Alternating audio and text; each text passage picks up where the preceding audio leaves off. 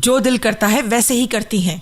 अगर कोई उनकी बात ना माने तो उसे रास्ते से ही हटा देती हैं। बहाना अच्छा है कि तुम लोगों की हिफाजत कर रही हूँ। अम्मी, मैं कहीं भी नहीं जा रही।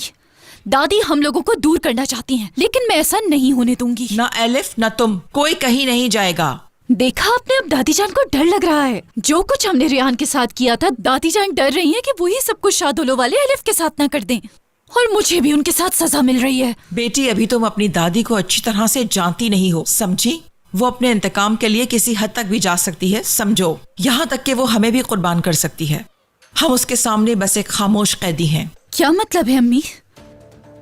अगर तुम लोग यहाँ से चले गए तो तुम्हारी दादी का क्या हाल होगा जानती हो तुम? वो और ज्यादा पागल हो जाएगी। एक केस खत्म नहीं होगा और दूसरा केस सामने आ जाएगा, कत्लेआम हो जाएगा।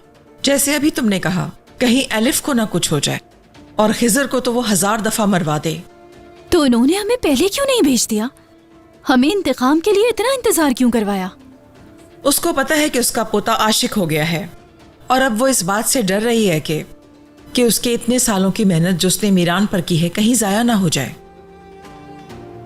मैं अच्छी तरह जानती हूँ कि तुम लोगों के जाने के बाद वो कोई ना कोई अपना नया प्लान बनाएगी, और वो मीरान को इस्तेमाल करेंगी।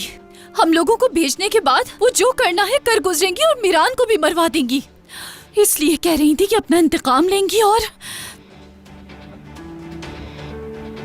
अम्मी, मैं कहीं नहीं जा रही, और हमें एलिफ को भी यहीं रखना होगा। तुम बिल्कुल बेफिक्र रहो, तुम्हारी माँ तुम्हें कहीं नहीं जाने देगी। लेकिन हम एलिफ को कैसे रोकेंगे? मैं मीरान से बात करूंगी। देखो, मीरान इमोशंस के साथ चलने वाला इंसान है। तुमने अगर जाकर उससे इस तरह बात की तो उसे समझ नहीं आएगी। वैसे भी वो आजकल अपने होशो हवास में नहीं है। मैं मीरान को ये बताऊंगी कि मेरे और खास तौर पर एलिफ के जाने के बाद दादी सिर्फ रियान को ही नुकसान पहुंचाएंगी, और वैसे भी ये सच ही है।